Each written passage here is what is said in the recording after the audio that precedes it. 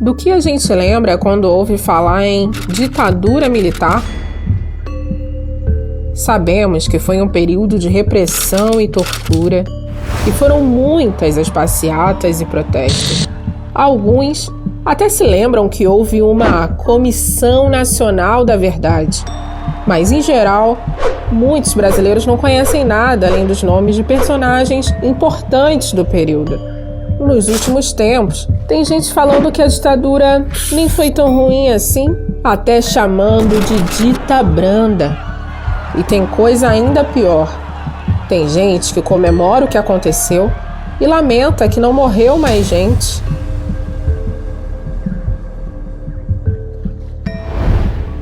Enfim, muitas histórias já foram contadas sobre aquele tempo. Mas quantas histórias ainda falta contar?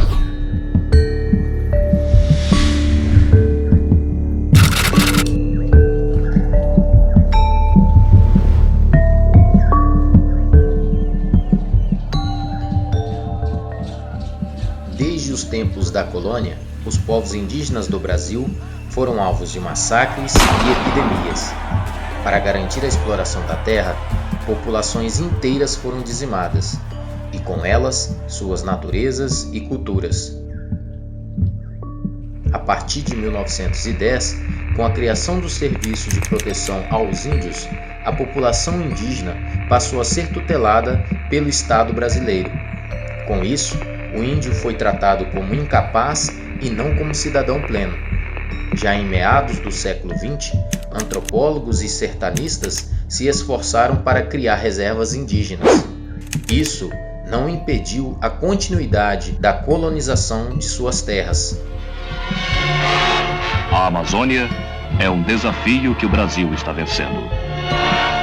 Na ditadura militar, em nome do desenvolvimento e da segurança nacional, a mera existência desses povos representava um obstáculo para os interesses de empresários, banqueiros, latifundiários e agentes do Estado. Em 1967, foi criada a FUNAI, sob a justificativa de aperfeiçoar o trabalho do SPI, mas na prática, o órgão passou a atuar junto às superintendências para pacificar os índios considerados arredios e, enfim, acelerar sua integração à sociedade nacional. Através da emissão de certidões negativas, a FUNAI atestava a ausência de índios em determinados territórios.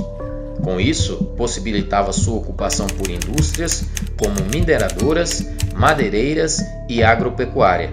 Foi o que aconteceu no Vale do Guaporé, habitado pelo povo Nambiquara. No início dos anos 70, o vale inteiro estava tomado pela pecuária. Os que não morreram contaminados por doenças foram atacados pelos fazendeiros. O Plano de Integração Nacional fomentou a construção de estradas, ocupando as terras de povos indígenas isolados ou em contato intermitente. É a Transamazônica, a obra da conquista definitiva de uma das regiões mais ricas do mundo. Sem descanso, homens e máquinas lutam contra a selva, contra o clima, para dar ao Brasil a sua maior obra rodoviária. Mas o esforço e a vitória serão amplamente recompensados. A Transamazônica afetou o território de 29 povos, entre eles estiveram os Paracanã. Eles foram transferidos 5 vezes de suas terras. Muitos morreram em razão de doenças e conflitos com antigos povos inimigos. Os Araueté chegaram a perder 36% de sua população original. Durante a abertura da rodovia Cuiabá-Santarém, a remoção forçada dos Panará para o Parque Nacional do Xingu ocasionou a morte de 66% da população.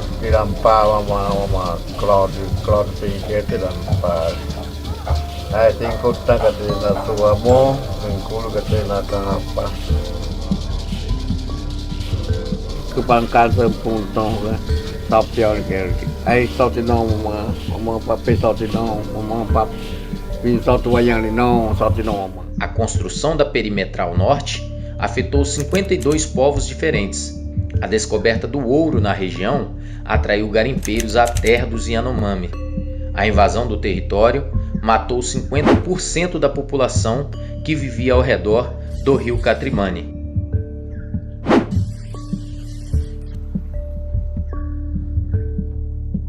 Um dos massacres mais violentos dos militares ocorreu durante a construção da rodovia que liga Manaus a Boa Vista, atravessando o território Aimiri-Atroari.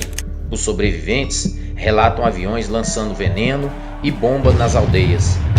O Comitê da Verdade do Amazonas estima em mais de 2.000 indígenas mortos.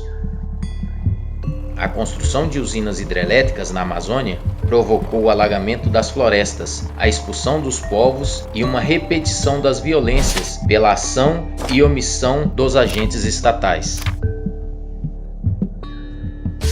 Durante essas obras, instalaram-se empresas estrangeiras, em contradição com o discurso nacionalista dos militares. Esses empreendimentos eram sempre acompanhados por invasores, grileiros, poceiros e garimpeiros. Os rios eram poluídos com mercúrio, a caça afastada pelo barulho. Nas florestas, provocou-se a fome e a desnutrição. A violência também se deu em centros de detenção e tortura. Os indígenas eram torturados nas próprias terras por policiais militares. Considerados infratores, os indígenas eram enquadrados por desacato à autoridade, vadiagem, consumo de álcool e pederastia. A FUNAI também apoiou a criação da Guarda Rural Indígena, que recrutava índios das 5 regiões do país para atuarem como força policial em seus próprios territórios. Começaram a ter ideia de colocar índios mesmo, fazendo a vigilância, a militarização dos próprios parentes. Então treinaram os índios em esquemas militares de repressão, de punição, confinamento. Durante a guerrilha do Araguaia, os militares usavam os Waikewara como guias, transformando suas aldeias em campos de prisioneiros de guerra.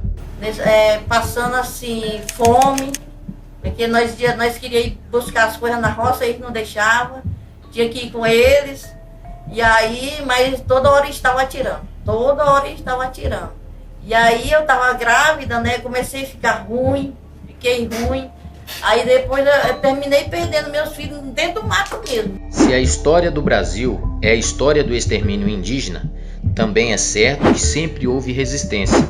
Sertanistas, antropólogos e missionários denunciavam os crimes contra as populações indígenas.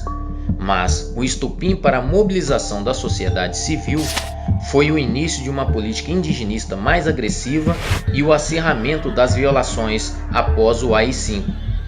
Foi quando a opinião pública cobrou dos militares respostas às denúncias do genocídio indígena em curso no país. Eu nego formalmente essa acusação contra o Brasil. Nós nunca praticamos aqui o genocídio. Creio, nem sei mesmo como essa palavra chegou a ser empregada. Em 1973, os militares levaram adiante um projeto de alteração do Estatuto do Índio para acelerar a emancipação.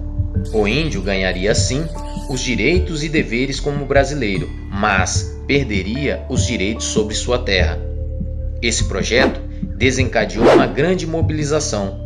O movimento indígena unificado surgiu a partir de assembleias organizadas com apoio do Conselho Indigenista Missionário.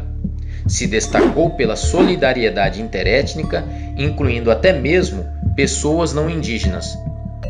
Em 1980, ocorreu a fundação da União das Nações Indígenas. Foi a primeira organização gerida exclusivamente por índios. Monitoramento, ameaças e assassinatos de lideranças indígenas eram recorrentes. Apesar das perseguições, expoentes da luta indígena se projetaram pela via institucional. Essa mobilização foi fundamental para assegurar na Constituição de 88 os direitos à terra e às formas de organização indígenas. Foi, portanto, somente na democracia que teve fim o regime de tutela. Mas até hoje, os povos originários das florestas não foram reparados pelas incontáveis violências do Estado, cometidas no passado e no presente.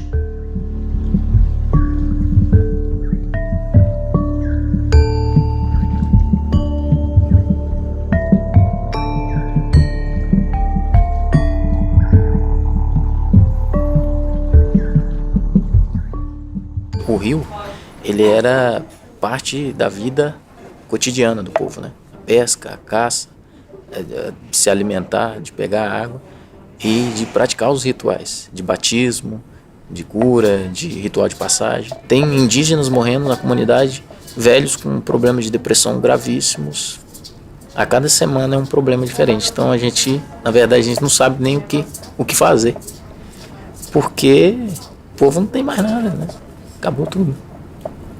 Tem expectativa nem de vida mais, sei lá.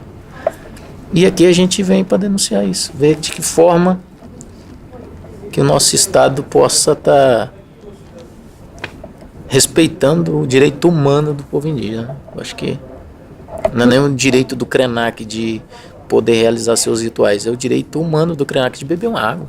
Esse sou eu, Douglas Krenak. Eu ainda nem era nascido quando exilaram meu povo do nosso território sagrado durante a ditadura militar. Meu avô, meus parentes, meus tios-avós, que resistiram à remoção, foram amarrados, escorraçados e levados à força para a Carmésia. Meu pai foi detido ainda criança, junto com o meu avô, no reformatório, por não querer ir para a escola do Branco. Meu avô achava que ia voltar para nossa terra de origem, para o nosso Rio Doce, o Atu. Mas não conseguiu ver isso não. Acabou adoecendo e morreu de tristeza no exílio.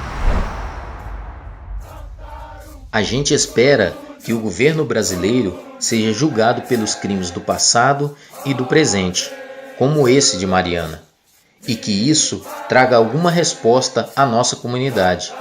Nosso povo luta há muitos anos para poder demarcar o nosso território sagrado, conhecido como 7 Salões. É uma luta que atravessa gerações. Dizer que o nosso povo não pode ser anistiado porque vive no coletivo é um erro gravíssimo. Outros povos, além do branco, sofreram com a repressão militar. Negar isso é voltar a ter a ditadura nua e crua, porque o meu povo ainda vive nela. Reparação para a gente é demarcar o nosso território.